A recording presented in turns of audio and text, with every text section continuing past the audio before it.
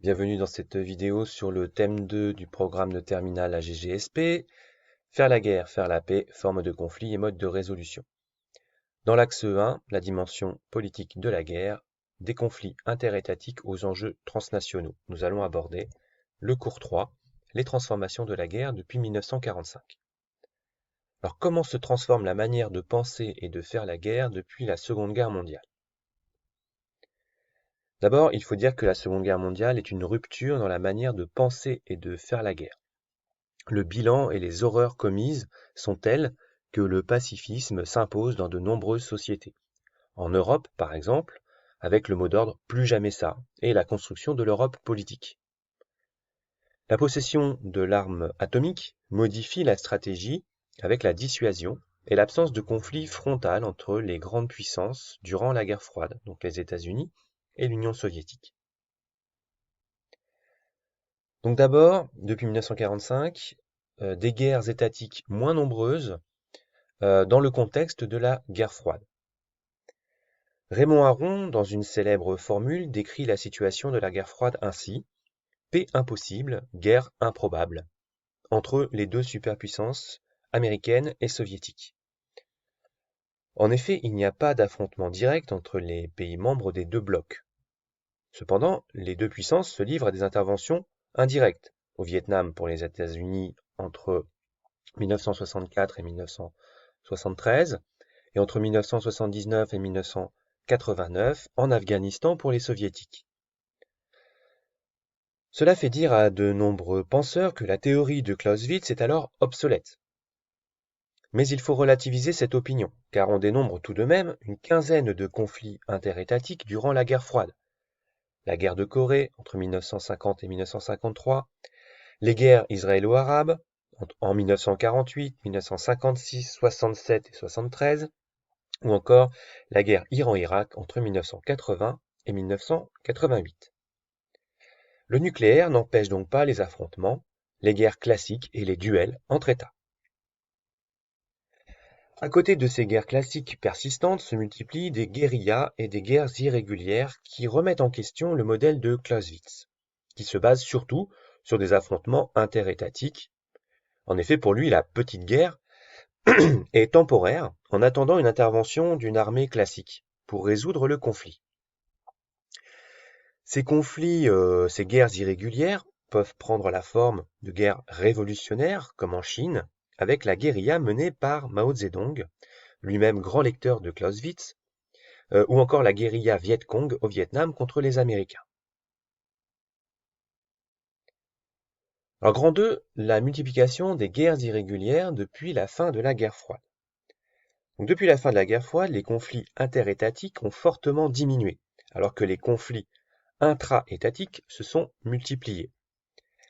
Dès 1991, la Yougoslavie est confrontée à plusieurs guerres civiles qui amènent à la disparition du pays et qui sont marquées par des massacres, des déportations de civils dans une logique d'épuration ethnique. Dans ce cas, la frontière entre combattants et civils disparaît. L'armée régulière n'est qu'un acteur parmi d'autres dans le conflit. On a aussi les milices armées ou les casques bleus de l'ONU, dans ce cas précis.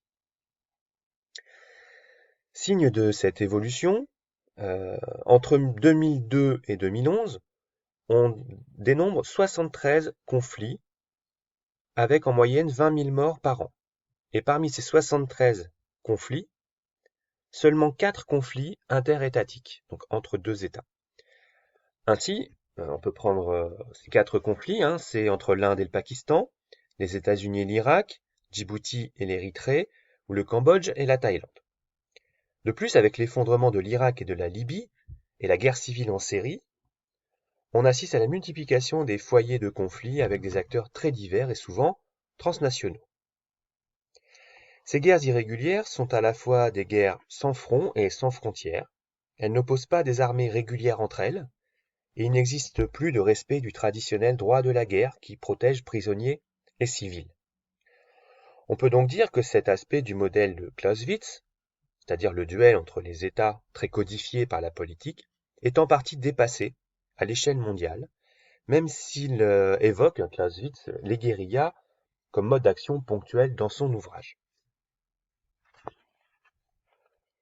Cependant, l'agression russe en Ukraine en février 2022 remet Clausewitz au cœur des réflexions géopolitiques avec le retour de la guerre entre guillemets de haute intensité en Europe. Ce conflit peut être qualifié de guerre hybride, avec des éléments de la guerre classique, mais aussi des éléments de guerres irrégulières, les milices privées, par exemple. Ce conflit confirme bien que la guerre est bien un caméléon, prenant des formes diverses, en fonction des époques, des acteurs et des enjeux. L'étonnante trinité, entre guillemets, proposée par Clausewitz, reste pertinente pour analyser les enjeux de ce conflit. Dernier point, l'essor du terrorisme international, de nouvelles guerres irrégulières. Si le terrorisme n'est pas nouveau, on peut penser aux attentats anarchistes du XIXe siècle, au mouvement indépendantiste en Irlande ou au Pays Basque, il prend néanmoins un nouveau visage depuis les années 2000 avec des groupes transnationaux comme Al-Qaïda puis Daesh. Les cibles et les moyens mis en œuvre par ces organisations transforment la manière de penser et de faire la guerre. En effet, ces organisations ne sont pas véritablement des États, mais des groupes de combattants qui se battent souvent contre des coalitions d'États, donc des alliances d'États puissants. Les moyens mis en œuvre dans cet affrontement sont asymétriques. Donc, par exemple, attentats contre intervention armée, commando des forces spéciales, assassinats ciblés par des drones, etc. Et cet affrontement dépasse également le cadre traditionnel des frontières étatiques, car le monde entier peut être touché. Comme on peut le voir sur ces cartes, on est largement dans des logiques transnationales. Le modèle de Clausewitz est là encore en partie dépassé, car les formes de la guerre ont profondément changé. L'analyse par, entre guillemets, son sismographe, le triangle que nous avons vu dans la vidéo précédente, reste cependant valide pour observer les passions meurtrières, les buts politiques et les probabilités propres à ces nouvelles guerres irrégulières. En conclusion de l'axe 1, on peut dire que les formes et les manières de faire la guerre ont bien changé depuis les guerres d'Ancien Régime et ce que l'on appelait les guerres en dentelle. La guerre moderne, décrite et théorisée par Clausewitz au XIXe siècle, comme un caméléon, prend des formes très diverses en fonction du contexte, des enjeux et des acteurs. Le monde est de plus en plus connecté et complexe, ce qui rend la grille de lecture de Clausewitz en partie dépassée, même si la guerre russo-ukrainienne, à partir de février 2022, lui a redonné de l'actualité.